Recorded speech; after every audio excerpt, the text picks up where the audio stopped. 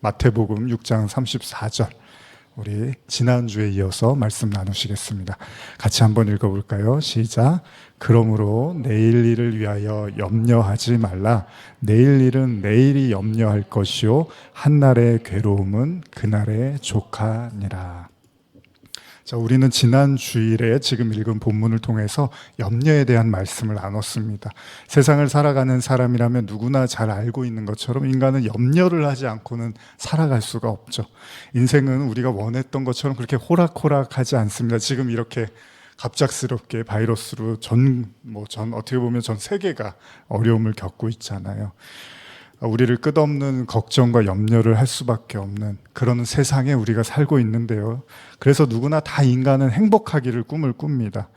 그런데 어느 순간에 우리는 그 행복은 나중으로 밀어놓고 오늘을 위해서 내일을 희생하겠다라는 그런 마음을 갖게 되는 거죠.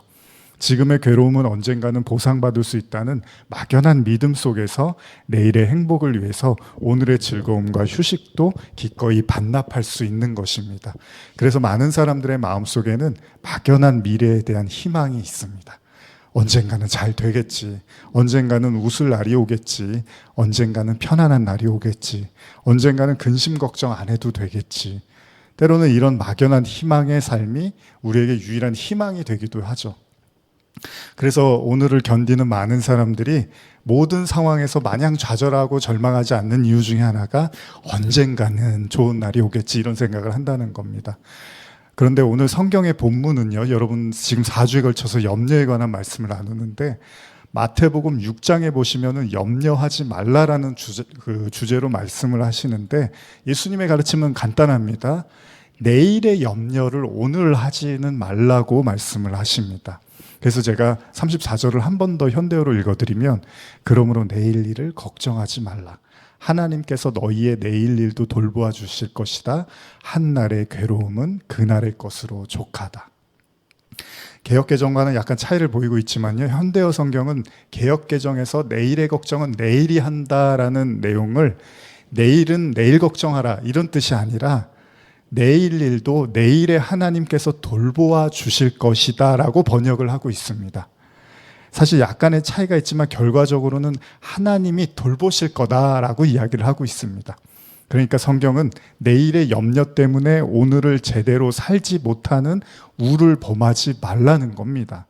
얼마 전에 제가 기독교 방송을 보니까요, 목사님들이 나와서 대화를 하는 프로그램이 있었는데 설교와 관련된 주제를 이렇게 나누시더라고요. 근데 대부분 목사님들이 이제 설교 때문에 매우 힘들어 하신대요. 심지어는 10년, 20년이 흘렸는데도 설교 때문에 너무 힘들어하는 목사님들이 있었고요. 어떤 분은 주일 설교 한 편 때문에 목회를 시작한 이래로 계속 그 생각이 떠나가질 않아서 일주일 내내 힘들어하기도 했다고 합니다. 그리고 여러분들도 들어보셨겠지만 토요일만 되면 그래서 목사님들이 아주 예민해져 있어요. 소화도 안 되고 굉장히 예민해 있다는 얘기를 하는데 저도 그렇게 자유롭다고 말할 수는 없습니다. 저도 가끔 설교 준비를 하다 보면요, 중압감이 좀 들 때가 많이 있습니다. 특히 작년에 제가 요한계시록 설교할 때는 좀 많이 이렇게 힘들었던 것 같아요. 그러니까 주일하고 요한계시록에 이제 설교를 준비하는데 많은 에너지를 좀 쏟았는데 그렇다고 제가 설교를 많이 하는 건 아니잖아요. 근데 이제 한 편을 하더라도 조금 더 이제 제가 집중을 해서 하려고 하다 보니까 그런 건데, 물론 실제로 설교를 하는 시간은 짧습니다. 이 시간은 별로 얼마 안 되잖아요. 1시간, 길어야 1시간이잖아요. 근데 그 시간을 위해서 굉장히 많이 묵상하고 기도하고 생각들을 하게 됩니다. 그래서 때때로 어떤 주제는 한 3주 정도를 계속 생각한 적이 있었어요. 실제로 요한계시록 준비할 때 3주 정도를 계속 생각을 하고 설교를 이제 한 편을 한 적이 있었는데, 그리고 이런 고민들이 이제 가중되다 보면 나중에는 힘들게 설교를 이제 딱 끝내요. 이틀이든 3일이 걸려서 이제 설교를 딱 끝내는데, 그때 드는 생각이 뭐냐면 이왕 한 거 그 다음 주 것도 미리 해놓을까 그러면서 더 설교를 그냥 이어나갈까 이런 생각이 들더라는 거예요. 무슨 말씀이냐 하면 그 다음번 설교에 대한 염려 때문에 설교 준비를 마치자마자 쉬어야 되는데 다시 원고를 들고 펜을 들려고 한다는 거죠. 물론 상황에 따라서는 필요하면 그렇게 해야 됩니다. 설교라는 것이 필요하면 바쁜 일이 다음 주에 많으면 이번 주에 좀 더 해놓을 수도 있겠죠. 그런데 제가 한 가지 느낀 건 설교는 꼭 제 의지만으로 되는 건 아니라는 거예요. 사람이 그냥 하고 싶다고 이렇게 쓰는 거면 어떻게 보면 그건 지극히 인간적인 걸 수도 있다는 거죠. 성도들에게 말씀을 나눈다는 건 그 성도들의 상황과 형편을 하나님께서 설교자를 통해서 이렇게 말씀을 전하게 하시는 거잖아요. 그러니까 반드시 성도들을 잘 아시는 하나님의 이끄심이 있어야지만, 그 영감이 있어야지만 저도 설교를 할 수 있다는 겁니다. 거의 6년 전 일인데요. 주일에 제가 설교를 준비하는데 토요일 늦은 밤이 돼도 영감이 떠오르지가 않더라고요. 그래서 막 일주일 내내 끙끙 앓았는데 토요일 밤까지도 성공을 못했어요, 설교를. 그러다가 안 되겠다, 이러다가 잠을 못 자겠다, 그래서 자고 일찍 일어나서 이제 다시 준비를 해야겠다고 생각을 했는데, 이제 몇 분들한테 제가 말씀드렸지만 그때 제가 희한하게 꿈속에서 설교를 준비하는 경험을 하게 됐습니다. 그리고 아침에 일어나서 그 꿈속에서 봤던 본문들을 이렇게 연결을 해서 이제 설교를 그때 나누게 됐는데요. 그때 했던 설교가 바로 유튜브 처음 설교였죠. 계획관한 가나안 여인의 믿음이라는 주제의 설교였는데 저에게는 잊을 수가 없습니다. 그 새벽에 그 꿈속에서 주님께서 이렇게 하나하나 말씀을 풀어주시고 가르치신 아주 신비한 경험을 하게 되었습니다. 그 꿈은 저에게는 너무나 행복하고 황홀했던 기억이었습니다. 그때 제가 느낀 게 있었는데요. 우리 세례 요한 형님께서 이미 그 이야기를 하고 계시는데 한번 같이 읽어볼까요? 요한복음 3장 27절입니다. 시작. 요한이 대답하여 이르되 만일 하늘에서 주신 바 아니면 사람이 아무것도 받을 수 없느니라. 자, 세례 요한께서 세례 요한을 통해서 하나님이 이런 말씀을 주셨는데 예수님도 이런 말씀을 하신 거예요. 사실은 여러분과 제가 읽은 마태복음 6장 27절 보시면 너희 중에 누가 염려함으로 그 키를 한 자라도 더 할 수 있겠느냐. 우리 지난주에 계속 읽었던 말씀이죠. 인간의 염려가 그 자신에게는 어떤 유익이 안 된다는 거잖아요. 또한 성도가 반드시 깨달아야 되는 건 하늘에서 주시지 않으면 인간은 어떤 것도 취할 수가 없대요. 그렇기 때문에 성도는 모든 것의 시작과 끝이 하나님이라는 사실을 인정해야 된다라는 거죠. 물론 인간의 염려는 어쩌면 스스로의 염려, 저와 여러분들이 염려해서 우리 인생을 바꿔나갈 수 있다라고 생각할지도 모르지만 하늘에서는 보았을 때는 또 다른 이야기일 수도 있다는 겁니다. 우리가 너무 잘 아는 이야기 중에 하나인 만나, 오늘 이 만나 얘기를 드리려고 하는데 하나님께서 이스라엘 백성들을 종살이하던 애굽에서 끌어내서, 애굽이면 이집트죠. 이집트에서 끌어내서 이제 광야에 40년 동안 생활을 하게 하시잖아요. 얼마나 고단했는지 고단했을 거예요. 그들의 삶은 아침부터 저녁까지 눈코 뜰 새 없이 바쁘고 힘겨운 그런 애굽에서의 삶을 살았을 건데 그러다 보니까 너무 힘이 들어서 하나님께 이제 구원해달라고 기도를 하잖아요. 그때 하나님이 모세를 통해서 애굽에서 그들을 이렇게 끄집어내 줍니다. 그리고 나서 이스라엘 백성들이 얼마나 행복해합니까? 우리는 이제 자유자다. 우리는 노예 생활 끝이다라고 생각을 했는데 우리가 잘 아는 것처럼 이스라엘 백성은 그 애굽에서 벗어나자마자 물이 없어서 하나님을 원망을 합니다. 그게 마라의 쓴물 사건이라고 여러분들이 알고 계신데 홍해를 건너자마자 목이 마르고 마실 물이 없던 그들 앞에 마라의 쓴물이라는 게 놓여 있어요. 그들은 다시 하나님을 원망을 합니다. 하나님은 그 쓴물을 단물로 바꿔주시죠. 자, 그렇습니다. 애굽에서 나와서 홍해를 건넌 이상 광야 학교라고 하거든요. 우리 많은 분들이. 자, 그럼 광야라는 학교에 입학을 했어요. 이스라엘 백성들이.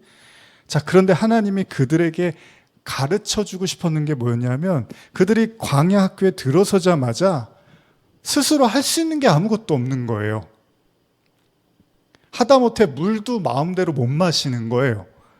그러니까 하나님이 꺼내준 건 너무 감사한데 종살이에서 꺼내준 건 고마운데 물도 마음대로 못 마시고 물을 주시지도 않더라는 거죠. 그러니까 이스라엘 백성들이 당황을 합니다. 그리고 여러분 또 출애굽기 16장 바로 그 다음 사건이 뭐냐면요. 이제 물은 먹었어요. 그랬는데 먹을 게 없어요. 그래서 출애굽기 16장 3절에 보시면 제가 읽어드릴게요. 이스라엘 자손이 그들에게 이르되 우리가 애굽 땅에서 고기가마 곁에 앉아있던 때와 떡을 배불리 먹던 때에 여호와의 손에 죽었더라면 좋았을 것을 너희가 이 광야로 우리를 인도하여 내어 이 온 회중이 줄여 죽게 하는도다. 자, 우리가 이스라엘 백성들을 이해할 수 있는 것도, 왜냐하면 애굽에서 힘들었지만은 자기네들이 노력한 만큼의 어느 정도 먹고 마시는 문제들이 해결이 됐어요. 어쨌든 시키는 대로 일을 하고 말을 잘 들으면요, 지금 읽으신 본문처럼 고기 가마 곁에서 떡을 배불리 먹을 수가 있었습니다. 그런데 그들의 손에 지금 가진 거라고는 아무것도 없는 거예요. 그들이 탈출할 때 많은 걸 갖고 나왔다고 하더라도요, 그게 물과 음식을 대신할 수는 없잖아요. 여러분 지금 뭐 막 물건들 사고 그러는데 돈이 아무리 많아도 구할 수가 없을 때가 있잖아요. 이제 물건이 다 동이 나버리면. 마찬가지입니다. 사람이 약해지면은 이제 짜증이 나잖아요. 내가 뭐가 필요하고 뭘 먹어야 되고 해야 되는데 그게 없으면 사람이 짜증이 나는 법입니다. 그래서 홍해의 기쁨도 잠시였습니다.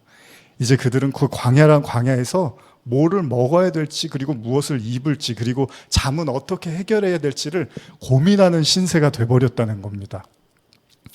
모세가 물론 출중한 지도자이기는 사실이지만 그가 모든 의식주의 문제를 해결해 줄 수는 없습니다. 그렇기 때문에 이스라엘 백성들이 이제 틈만 나면 모세에게 원망을 합니다. 도대체 무슨 대책이 있습니까? 무슨 방도를 가지고 있습니까? 그들의 원망은 결국 자학으로 이어지고요, 그들의 말처럼 절망적인 상태에 휩싸이게 되는데, 현대로 제가 16장 3절 출애굽기를 다시 읽어드리면, 애굽 땅에서 고기 가마 곁에 앉아 밥이라도 실컷 배불리 먹던 우리를 이 광야까지 나와 모조리 굶겨 죽일 작정이냐? 차라리 그때 애굽에서 여호와의 손에 죽었더라면 마음이라도 편하겠다.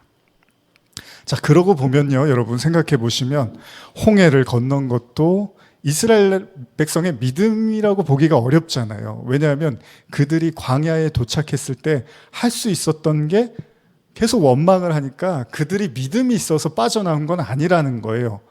홍해 앞에서도요, 전전긍긍하면서 모세를 막 죽이고 싶어 하잖아요. 아니, 우리를 홍해에 다 빠뜨려 죽일 작정이냐? 그러면서 하나님도 모세도 원망했던 백성들입니다. 사실 그렇기 때문에 그들이 믿음이 있어서 하나님이 끌어내 준 것은 아니라는 겁니다. 오히려 모세도 홍해 앞에서 전전긍긍할 때 하나님이 너 뭐하냐? 지팡이 들고 앞으로 나가야지. 그제서야 모세가 이렇게 나갔거든요. 그러니까 모세 역시도 하나님이 도대체 우리를 어디로 끌고 가시려고 하는지를 잘 몰랐다는 겁니다. 그렇기 때문에 백성들이요, 원망할 때마다 모세는 얼마나 마음이 타들어갑니까? 자기도 잘 모르겠는 거예요. 하나님이 이 백성들을 많이 데리고 나오셨는데 어디로 데리고 갈지를 모르겠는 거예요. 출애굽기 16장 4절 보시면 우리 같이 읽어볼까요? 그때 여호와께서 모세에게 이르시되 보라, 내가 너희를 위하여 하늘에서 양식을 비같이 내리나니 백성이 나아가서 일용할 것을 날마다 거둘 것이라. 이같이 하여 그들이 내 율법을 준행하나 아니하나 내가 시험하리라. 자, 우리가 한 가지 생각해 볼 게 있는데, 자, 하나님께서 만나를 주시겠다고 이제 말씀을 하십니다. 근데 여러분 생각해 보세요. 이스라엘 백성들이 원망해서 만나를 주시겠다고 한 걸까요?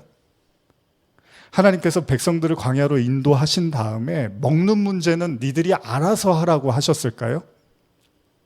너희들이 한번 알아서 책임져. 나는 몰라. 나는 너희들 끄집어내줬으면 그걸로 다야. 아니겠죠. 근데 가만 생각해보면 그럼에도 불구하고 하나님은 먼저 모세를 부르시고, 원래대로 우리 생각대로면 하나님이 모세를 불러놓고 내가 이제 너희들에게 이렇게 해줄 거야, 저렇게 해줄 거야, 이렇게 말씀을 해주시면 좋잖아요.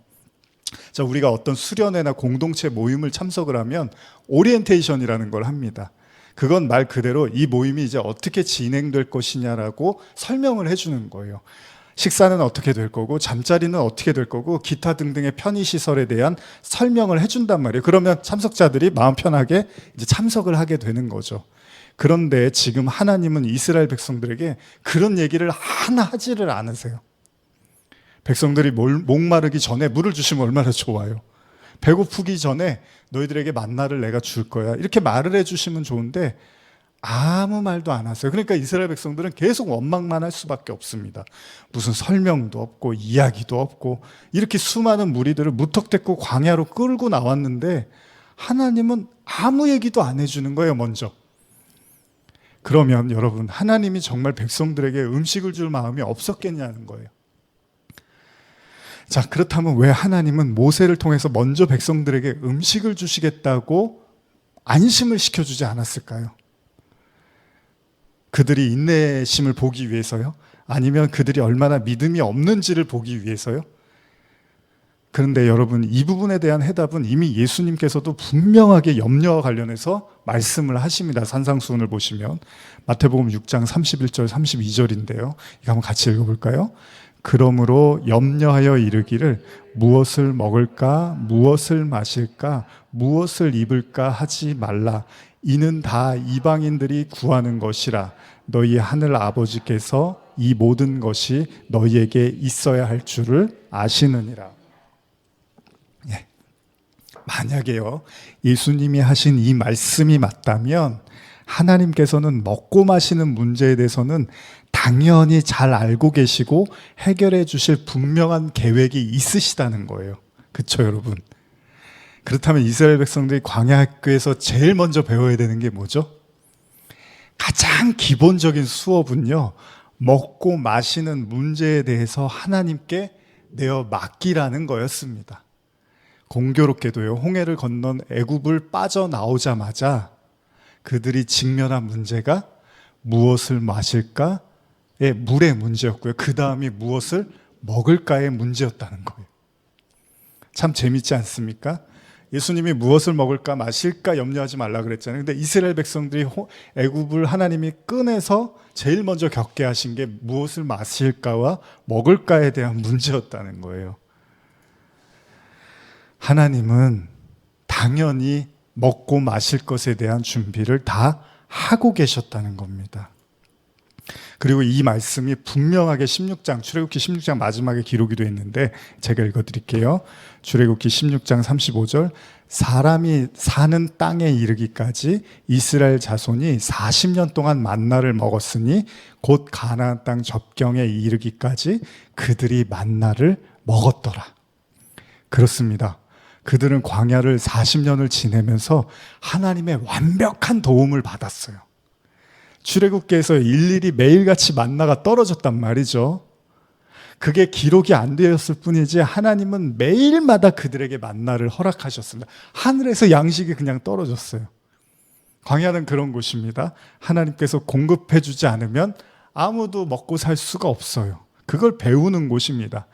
인정하고 싶지 않아도 아무리 믿음 없는 이스라엘 백성이라 하더라도요, 여러분 매일 아침마다 나가보면 만나가 있는데 하나님의 음식을 안 준다고 그렇게 생각할 수가 없어요. 나가면 있으니까 아침마다.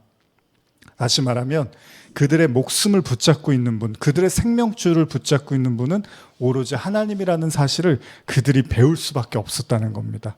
그런 관점이라면 오늘 저와 여러분들이 하나님의 백성이라면 만일 우리도 다르지가 않다는 거예요. 오늘 아침에 눈을 뜨고 밥을 먹고 나와서 이렇게 예배를 드리고 다시 집으로 돌아가서 일을 하고 우리가 때로는 만족스럽지 않아 하고 불평하는 이 일상을 살 수 있는 것도 아까 우리 전사님이 기도해 주신 것처럼 이 평범한 일상도 하나님의 은혜가 아니면 불가능하다라는 거잖아요.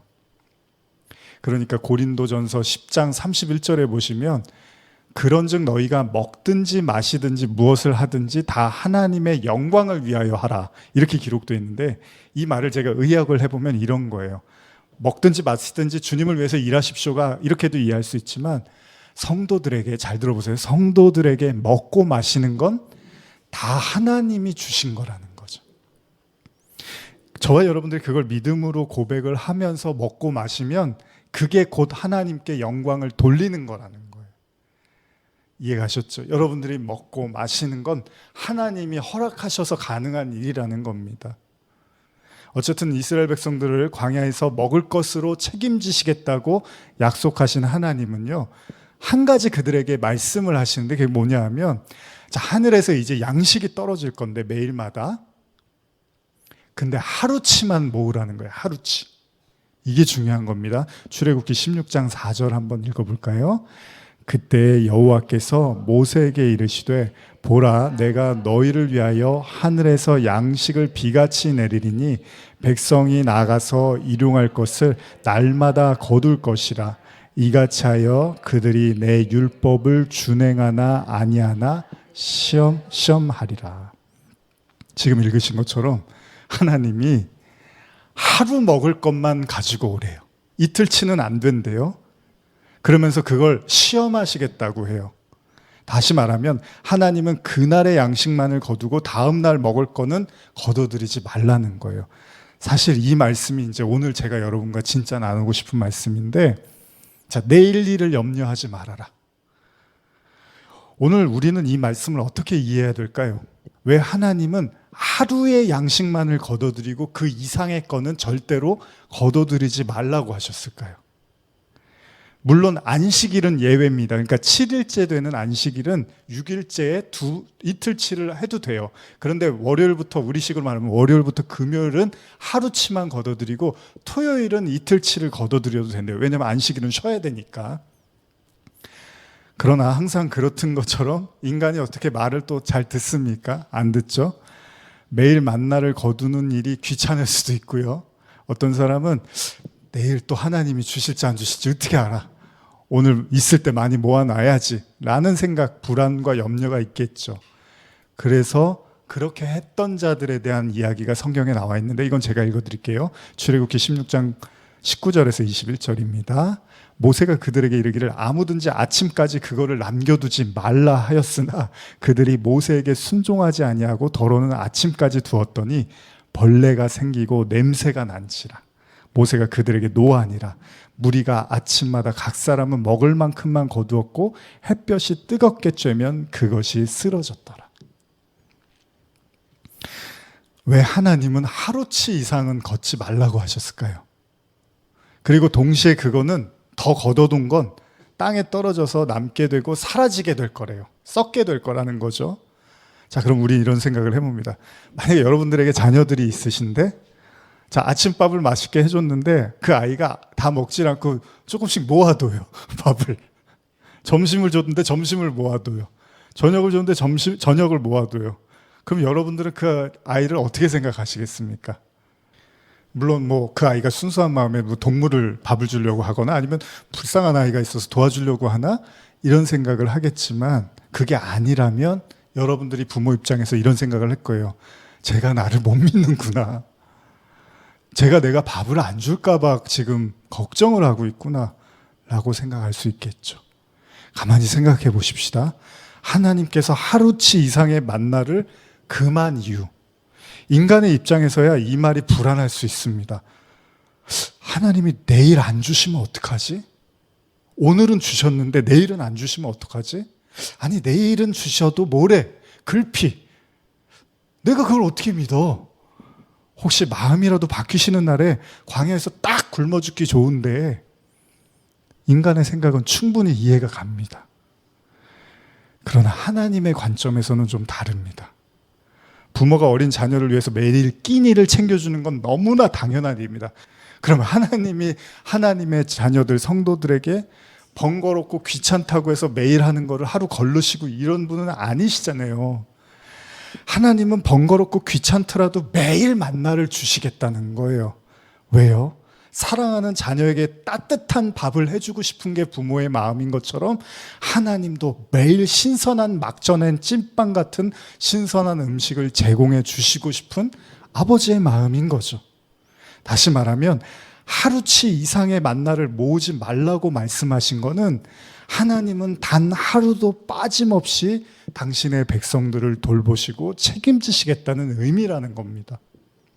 그것이 이스라엘 백성에게 믿음으로 받아들이라고 가르치시는 광야 학교의 첫 번째 가르침이었다는 거예요. 그러니까 저와 여러분들이 광야를 지내면서 하나님과 함께하고 있는 사람이라면 잘 이제 들어보세요. 하나님은 매일처럼 지금 여러분들을 챙기고 계시고 돕고 계시다는 사실이 이 말씀에 여실히 드러나고 있다는 겁니다. 최소한 우리의 먹고 마시는 문제는 광야 시간 내내 완벽하게 하나님이 책임지고 계시다는 겁니다. 그렇기 때문에 분명한 사실은 시간이 흐르면서 광야에 있는 이스라엘 백성들은 더 이상 이틀치의 양식을 모으는 우를 범하지는 않았을 거라는 거예요. 왜냐하면 매일 나가니까 만나가 있어요.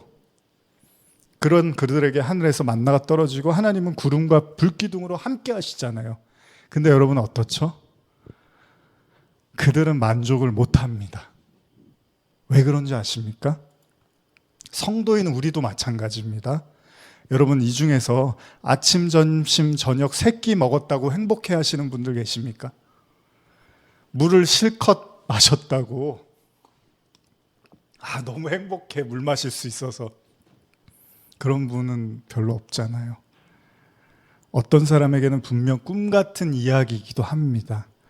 여러분, TV에서 보시죠. 구정물 먹는 사람들이 있고요.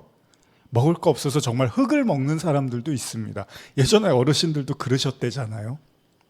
근데 오늘날 밥 세 끼 먹고 물 마셨다고 행복해하는 사람은 없습니다. 왜? 하늘에서 만나가 날마다 떨어진다는 기쁨도 잠시였다는 거예요. 이스라엘 백성은 다시금 광야에서 하나님을 원망을 합니다.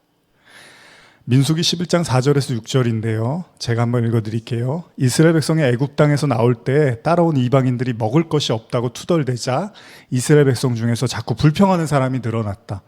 고기 좀 먹어봤으면. 애굽에 있을 때는 생선도 얼마든지 먹을 수 있었는데 어디 그뿐이냐. 오이, 참외, 부추, 파, 마늘까지 마음대로 먹지 않았던가. 그런데 이제는 고작 만나뿐이로구나. 제가 요즘 수요 예배 때 나누었던 말씀인데요. 우리가 쉽게 이해하기 어려운 사건 중에 하나가 이겁니다. 하나님께서 주시는 만나를 매일마다 먹었던 이스라엘 백성들이 어느새 만나가 질려버립니다. 아무리 맛있는 것도 매일 먹으면, 여러분 그 뷔페 좋아도 한 3일만 가면 막 속이 메스껍잖아요. 똑같은데. 자, 애굽에서 먹었던 고기가 그리워지기 시작합니다. 그러면서 생각해요. 고기 좀 먹어봤으면. 누구나 그런 것처럼 같은 음식만 먹으면 지겹고 신물이 납니다. 그리고 더군다나 만나를 먹고 기운이 약해져 간다고 성경에 기록이 돼 있어요. 그러면서 고기를 그리워하는데 당연한 얘기죠. 그들은 어느새 만나에 지쳐서 다른 음식을 그리워하고 결국 하나님께 고기 좀 달라고 요구를 하고 있습니다. 근데 여러분, 하나님이 뭐라고 하시냐 하면, 제가 읽어드릴게요. 민수기 11장 18절에서 20절인데, 내일 너희에게 고기를 먹게 해주겠다. 그러니 너희는 몸을 깨끗이 하고 고기 먹을 준비를 하여라. 너희가 누가 고기 한 점이라도 먹여줄까? 애굽에서 살 때가 얼마나 좋은 시절이었던가 하는 불평하는 말을 나 여호와가 들었다. 이제 나 여호와가 너희에게 고기를 주어 먹게 하겠다. 하루 이틀만 먹고 마시는 것이 아니라 닷새 열흘 20날, 한 달 동안 신물이 나도록 먹게 해주겠다. 냄새만 맡아도 지겨울 정도로 실컷 고기를 맛보게 해주겠다. 너희와 함께 있는 나 여호와를 너희가 얼마나 우습게 생각하였기에 너희는 내가 듣고 있는 줄 뻔히 알고 있으면서도 무엇 때문에 애굽에서 나왔는가 하고 후회하지 않았느냐. 여러분, 애굽 백성들이 애굽에서 먹던 고기를 그리워하는데 하나님이 뭐라고 하시냐면 그게 나를 무시한 거라고 말씀을 하세요. 하나님은 말씀을 하십니다. 그렇게 원하는 거라면, 고기가 먹고 싶으면 내가 신물이 나게 먹게 해주겠다. 아주 냄새만 맡아도 지겨울 정도로 실컷 고기를 맛보게 해주겠다고 말씀을 하세요. 그런데 동시에 하나님이 매우 노여워하시더라는 거예요. 왜 그러실까요? 고기가 먹고 싶다고 한 게 그렇게 잘못된 걸까요? 그렇게 큰 죄인가요? 고기 좋아하시는 분들 있잖아요. 저도 고기 좋아하는데 그게 그렇게 죄인가요? 고기 먹고 싶다고 한 게? 여러분, 이게 중요합니다. 왜 하나님이 화를 내실까요? 만나 먹던 사람들이 지겨워서 고기 달라고 했는데. 이게요, 나중에 어떻게 이야기가 진행이 되냐면요, 민수기 11장 31절에서 34절 제가 읽어드릴게요. 현대어로.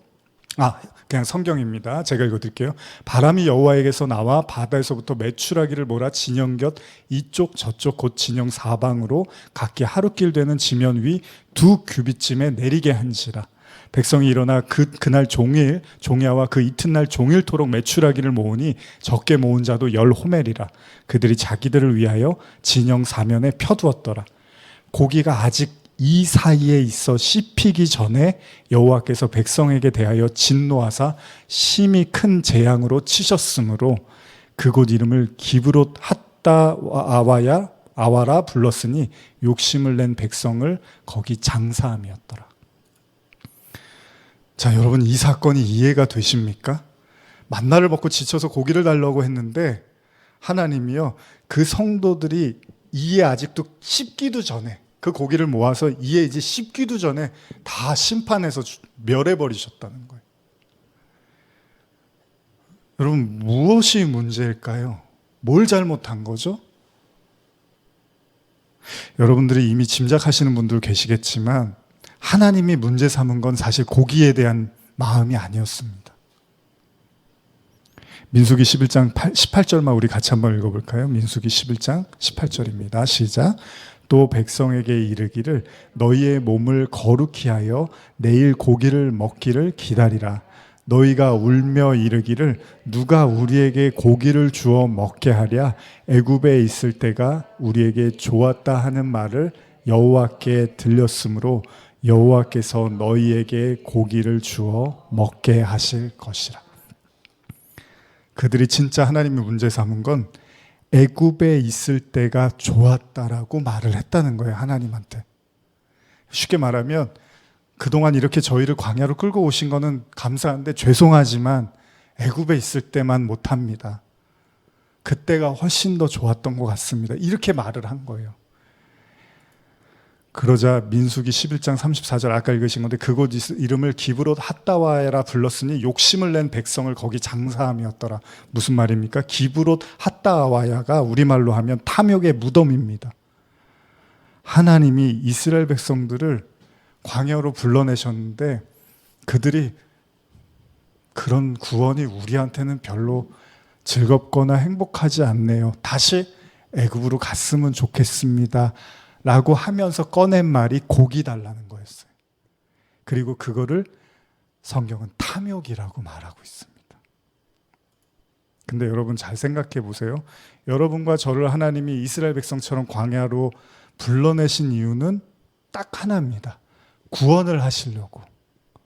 무슨 이야기입니까? 구원은 애굽에서 나와서 가나안 땅으로 들어가는 거잖아요.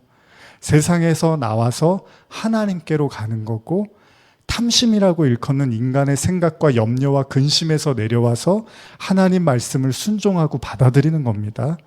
그래서 예수님이 마르다가 분주해도 단 1도 동의하지를 않으셨습니다. 오히려 말씀을 듣고 앉아있는 마리아를 칭찬하시면서 네가 관심 가져야 될 건 바로 하나님 말씀뿐이다라고 예수님이 말씀을 하셨어요. 가끔 제가 자녀들, 여러분들도 잘 아시겠지만 자녀들이 부모에 대해서 서운한 마음이 들면 뭐라고 하죠?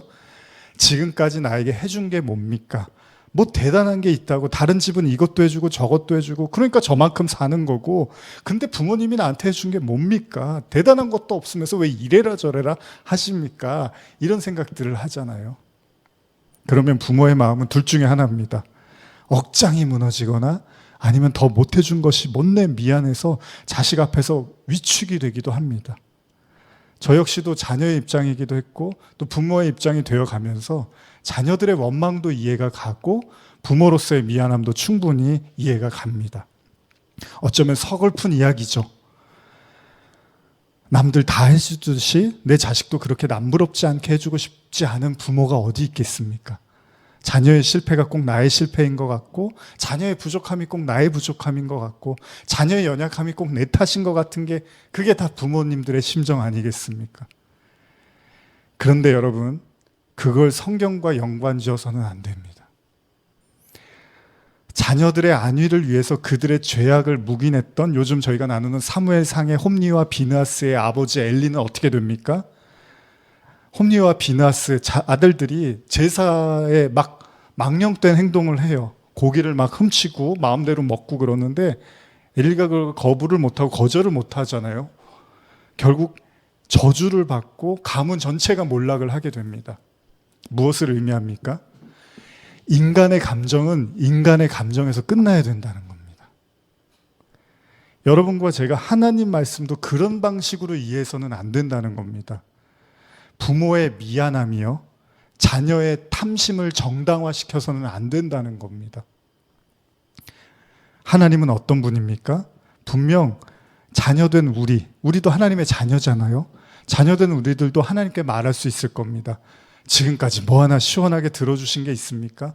지금까지 당신이 우리를 만족해 주신 적이 몇 번이나 있습니까? 왜 그렇게 나한테는 인색하십니까? 좀 화끈해 주셨으면 좋겠습니다. 뭘 그렇게 아끼십니까, 하나님? 만나가 뭡니까? 세상 사람들 고기 먹고 풍성하게 잘들 먹고 마시며 사는데 왜 하나님의 백성은 만나만 먹습니까? 왜 만나만 주십니까? 어제 하루 종일 제가 고민한 게 이거였어요. 이제 결론을 제가 내어드리려고 하는데, 왜 만나를 주셨을까요? 하필. 뭐 맛도 없고요. 그냥 뭐 그렇게 막 사람들이 좋아할 만한 음식이 아니었어요, 만나가. 이게 계속 어제 그제 계속 고민을 했는데, 여러분 왜 하나님이 굳이 별로 좋아하고 맛있어 하지 않을 만나만 주셨을까요? 신명기 8장 3절 한번 읽어볼까요? 고민하다가 묵상하다가 찾은 구절이 바로 이거였습니다. 같이 읽겠습니다. 시작. 너를 낮추시며 너를 줄이게 하시며 또 너도 알지 못하며 내 조상들도 알지 못하던 만나를 내게 먹이신 것은 사람이 떡으로만 사는 것이 아니요 여호와의 입에서 나오는 모든 말씀으로 사는 줄을 내가 알게 하려 하십니다. 이게 답이래요, 성경에서. 제가 현대어로 한 번 더 읽어드릴게요. 여러분의 하나님 8장 2절에서 4절인데요. 여러분의 하나님 여호와께서 지난 40년 동안 저 광야에서 여러분들을 인도해 주신 그 여정을 모두 돌아보십시오. 그 목적은 여러분의 고집을 꺾어 겸손하게 낮추어 놓는 한편 여러분이 과연 주님의 명령에 순종할 것인지 아닌지 여러분의 마음을 시험하여 알아보려는 데 있었습니다. 주께서 여러분들의 고집을 꺾으실 때 여러분들을 굶주리게 하셨습니다. 그러나 그때까지 여러분도 몰랐고 여러분의 조상들도 몰랐던 만나를 주님께서 여러분들에게 먹여주셨습니다. 그 목적은 사람이 밥으로만 사는 것이 아니라 여호와의 입에서 나오는 모든 말씀으로 산다는 것을 주께서 여러분들에게 가르치시려는 데에 있었습니다. 지난 40년 동안 여러분의 옷이 해진 일이 없었고 여러분의 발도 부르튼 일이 없었습니다. 굉장히 중요한 메시지입니다. 제가 오늘 이렇게 마이크 잡고 작게 말을 하고 있지만 이 구절 잘 생각해 보세요. 여러분 이제 결론인데요. 신앙의 목적은요, 우리를 살아가고 존재하게 하는 것이 하나님의 입으로부터 나오는 모든 말씀, 그러니까 생명의 주체가 하나님께 있다는 것을 깨닫는 게 신앙의 목적입니다. 그럼 지금 본문에서 말하고 있는 하나님이 고집을 꺾었대잖아요. 저와 여러분들의 광야에서의 고집. 그럼 고집이 뭘까요? 우리의 고집. 어렵게 생각하지 마십시오. 인간의 원죄가 뭐죠? 선악과 먹은 거잖아요. 근데 그 선악과는 뭐죠? 스스로의 힘으로 하나님처럼 높아지려고 했던 마음이잖아요. 자, 그러면 여기서 중요한 거. 하나님의 도움 없이 스스로, 이거거든요. 자, 탕자가 왜 아버지의 재산을 가지고 집을 나갑니까? 아버지의 재산을 미천 삼아 스스로의 힘으로 성공하고 싶었던 거예요. 오늘날에도요, 하나님께 열심히 기도하고 하나님께 많은 걸 구하는 사람들, 신앙인들이 있잖아요. 근데 그 사람들이 결국 그 자원을 미천 삼아서 스스로 높아지기를 원한다면 그건 원죄의 탐욕을 신앙으로 승화시키려고 하는 행위일 수도 있다는 겁니다. 잘 생각해 보십시오. 광야의 가르침, 만나의 가르침의 핵심이 뭡니까? 우리의 인생의 항해를 결정하는 게, 저와 여러분들의 인생을 결정하는 게, 우리의 삶의 모든 출입을 결정하는 게 하나님이지 우리가 아니라는 것을 받아들이고 인정하라는 겁니다. 다시 말하면 우리의 모든 생사화복이 하나님의 손바닥 안에 있고 그것을 우리가 이렇게 받아들이는 거잖아요. 다시 말하면 여러분과 제가 염려하고 고민하면 할수록 우리의 삶에 좀 더 나은 평화와 안녕이 올 수 없다는 겁니다. 이미 세례 요한이 말한 것처럼 하늘에서 주신 바 아니면 사람이 아무것도 받을 수 없다고 이야기를 하잖아요. 우리가 이 사실을 광야 학교를 지나가면서 만나를 먹어가면서 점점 더 배워가야 되는 것이라는 겁니다. 이건 또 뭘 의미하냐면요, 하나님이 우리를 가나안으로 들여보내는데 지금 하나님이 저와 여러분들을 가나안 땅으로 이끌고 가시잖아요. 이게 제일 중요한 겁니다. 하나님은 아무 부족함 없이 우리를 공급하고 있다는 겁니다. 하나님은 매일 지금 만나를 주고 계시다는 거예요. 다시 설명드리면 우리의 현실이 광야에서 이스라엘 백성의 현실이 눈에 보였을 때는 사막이고 먼지만 날리고 먹을 거라고는 만나밖에는 없고 매일매일 밑도 끝도 없이 어딘가를 향해서 떠도는 것 같은 인생 같지만, 잘 들으십시오. 하나님은 여러분과 제가 구원받는데 아무런 부족함 없이 지금 최대한 다 주고 계시다는 거예요. 핵심은 뭡니까? 구원받는데. 다시 말하면 이스라엘 백성들의 구원을 위해서 고기가 꼭 필요한 게 아니었다는 거예요. 하나님은 굳이 그들에게 고기를 주시지 않는다는 겁니다. 인간의 입장에서는 섭섭합니다. 왜냐하면 이왕이면 고기도 주시고 좀 더 편안한 잠자리를 주실 수 있는 거 아닐까? 저도 많이 생각해 봤습니다. 근데 제가 드릴 수 있는 이야기는 이런 것 같아요. 굳이 고기를 떠올리면서 애굽의 추억을 불러일으킬 만한 음식을 하나님이 뭐하러 주시겠냐는 거예요. 하나님의 목적은 애굽으로 돌아가게 해주는 게 아니라 가나안 땅으로 가게 해주는 거잖아요. 아직 그들에게 고기를 먹을 만큼의 성숙함이 준비되지 않았다는 겁니다. 하나님은 그들의 마음을 오히려 경멸하셨습니다. 탐욕이라고까지 말씀하셨습니다.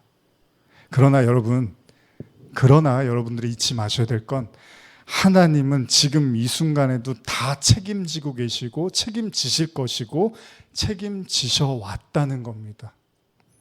언제까지요? 영원히 그렇게 하시겠다는 겁니다.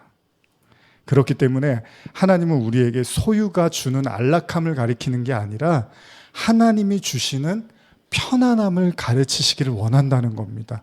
여러분, 보통 인간은 넉넉한 소유를 통해서 삶의 안정을 누립니다.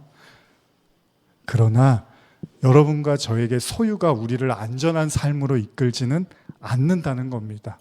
누가복음 12장 12절 보시면요, 우리 같이 한번 읽어볼까요? 그들에게 이르시되 삶과 모든 탐심을 물리치시라. 사람의 생명이 그 소유에 넉넉한데 있지 아니하리라 하시고. 현대로 읽어드릴게요. 사람들을 향해 말씀하셨다. 욕심을 부리지 말라.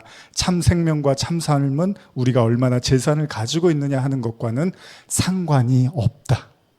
그러니까 이 말씀은 인간의 소유, 넉넉함이 참 생명과는 아무런 관련이 없다는 거예요. 하나님만이 우리를 책임질 수 있고 그걸 우리는 믿어야 된다는 겁니다. 다시 말하면 광야에서 만나를 주시면서 마실 물도 없고 음식도 없고 집도 없는 이 사막에서 오로지 우리가 배워야 되는 건 하나님이 우리를 살리시고 우리를 이끄시는 유일한 분이시구나라는 걸 광야에서 반드시 깨달아야 된다는 겁니다. 그래서 성경에서 말하는 탐심은요, 제가 다시 정해드리면 물질에 대한 욕심을 탐심이라고 하는 게 아니라, 진짜 탐심은 하나님의 도움 없이 스스로 살아가려고 하는 마음을 의미한다고 볼 수 있다는 겁니다. 그래서 에덴 동산에서 선악과를 먹은 아담과 하와를 탐심이라고 말한 거예요. 자, 이제 마무리를 하려고 합니다. 뭐 이렇게 쭉 이야기를 들으셨는데 제가 좀 잘 이해하시기 좋게 마무리를 좀 하고 싶은데, 우리는 오늘을 살지 못하는, 내일 염려 때문에 오늘을 살지 못하는 것에 대해서 우리 평강과 관련해서 4주에 걸쳐서 말씀을 나눴는데, 결론을 이렇게 내리고 싶습니다. 우리가 오늘을 살지 못하는 이유는 바로 이 탐심 때문입니다. 내일도 떨어질 만나를 믿지 못하고 내일의 만나를 오늘 거둬들여야만 한다고 생각하는 이 마음, 제가 두 가지만 분명히 말씀드리고 싶은데요. 첫째는, 저와 여러분들이 우리의 눈에는 지금 만족스럽지 못한 일들이 우리의 눈에는 그렇게 보이겠지만 잘 생각하십시오. 하나님은 우리의 구원을 위해서는 아무런 부족함이 없다는 거예요. 지금 저와 여러분들이 우리에게는 불만족스러운 현실이겠지만 하나님은 구원을 위해서 주실 건 다 주시고 계시다는 겁니다. 두 번째입니다. 만나는 오늘도 떨어지지만 내일도 반드시 떨어진다는 겁니다. 그리고 저와 여러분들이 이 광야 학교를 지나는 동안 단 하루도 만나는 거르지 않을 겁니다. 여러분들의 구원을 위해서는 하나님은 100% 책임을 지실 겁니다. 그 얘기는 여러분들 보고 아무것도 하지 말란 이야기가 아닙니다. 말씀을 받아들이시고 말씀에 순종하시고 마지막으로 염려를 하지 마시라는 것.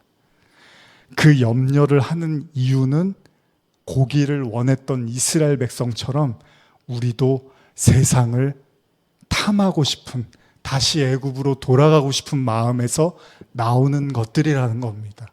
그건 구원과는 관계가 없다고 하나님은 아주 냉혹하리만큼 말씀을 하고 계시다는 겁니다. 그러니까 저와 여러분들의 염려의 대부분은 구원과는 무관한 것들이라는 거예요. 오늘을 사십시오. 여러분들의 염려가 여러분들을 생존케 하고 있다고 착각하셔서는 절대 안 된다는 겁니다. 여러분들이 걱정 많이 하면 잘 살고 걱정 안 하면 못 살면 하나님은 뭐하러 믿어요? 그거하고 상관이 없대요, 성경은. 여러분들을 생존하게 하는 건 여러분들 자신이 아니라 하나님이 여러분들을 살아가게 하고 생존하게 하신다는 걸 우리는 반드시 배워야 된다는 겁니다. 그걸 성경에서 하나님의 열심이라고 말하고 있습니다. 그 하나님께서 지금 이 순간에도 저와 여러분들의 구원을 위해서 열일을 다 하고 계십니다. 그럴 때 우리는 오늘의 만나가 눈에 들어오기 시작할 겁니다. 그리고 반드시 여러분들의 내일에는 내일의 만나가 준비되어 있다는 것도 보게 될 겁니다. 여러분, 이 기초적인 믿음 없이 어떻게 천국에서 우리가 살아갈 수 있겠습니까? 이 땅에서 오늘 내일을 책임지시는 하나님을 못 만났는데 우리가 천국에서 영원히 책임지실 그분을 어떻게 기대할 수 있겠습니까? 저와 여러분들의 탐심은 염려로 내려두고 하나님의 만나로 오늘을 사시고 내일을 사시기를 간절히 축원합니다. 중요한 건 소유가 아니라 생명입니다. 한 가지만 제가 시간이 갔지만 덧붙이면, 이렇게 바이러스 이렇게 되니까 사람들 일상이 다 무너져 버리잖아요. 그동안은 생존을 위해서 살았던 게 아니라 더 잘 살고 더 어떻게 하면 더 잘 먹고 잘 살까 이거 염려했는데 바이러스가 이렇게 퍼져버리니까 이제 생존이 걱정이 되는 거예요. 사실 중요한 건 살아있는 생명이 중요한 거지 더 잘 살고 못 살고는 그렇게 중요한 게 아니라는 거예요. 오늘 내가 숨 쉬고 살아가는 것 마찬가지입니다. 영적인 것도 그렇습니다. 여러분들이 영적인 생명을 소유한 게 중요한 거지 우리가 만족스럽냐 못 만족스럽냐 이건 하나님한테는 별로 중요하지가 않습니다. 병원에 가면 의사들의 핵심은 뭡니까? 그 사람을 살려내는 게 중요한 거지 그 외의 거는 두 번째 문제라는 거죠. 하나님이 저와 여러분들에게 가장 중요한 건 여러분들을 어떻게든 살려서 천국으로 들어가게 하시겠다는 겁니다. 그 일을 위해서는 오늘 내일 영원히 만나를 허락하시겠다는 겁니다. 마태복음 6장 25절 읽고 마치겠습니다. 시작. 그러므로 내가 너희에게 이르노니 목숨을 위하여 무엇을 먹을까 무엇을 마실까 몸을 위하여 무엇을 입을까 염려하지 말라. 목숨이 음식보다 중하지 아니하며 몸이 의복보다 중하지 아니하냐. 현대어로 읽어드릴게요. 그러므로 내가 진정으로 말한다. 먹고 마시고 입는 것으로 염려하지 말라. 너희는 이미 생명과 몸을 가지고 있다. 그것은 먹고 마시는 것보다 훨씬 중요하지 않느냐. 기도하시겠습니다.